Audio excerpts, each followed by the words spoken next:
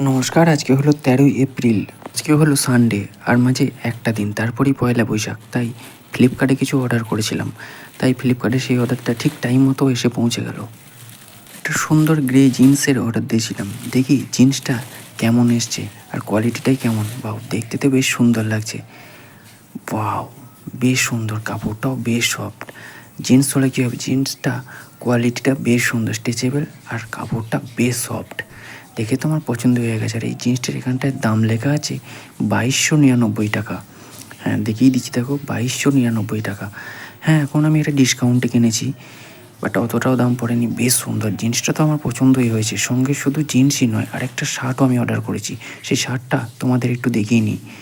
শার্টটা একটু শ্যাওলা কালার, বেশ প্রিন্টের একটা সুন্দর কটনের শার্ট। এই দেখো সেই শার্টটা, ফুল স্লিভের শার্টটা, এটাও বেশ কটনের, কাপড়টাও বেশ সুন্দর। বেশ আমার তো ভালোই লাগলো। চলো জিন্সটা একবার পরে ট্রায়াল করে নিই কেমন লাগছে।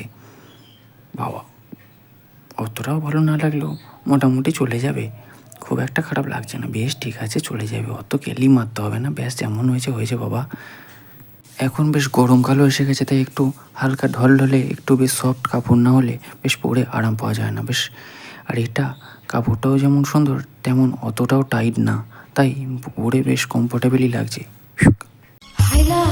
টাটা, সেট করে কটা ফটো তুলে নিই, ব্যাস টাটা।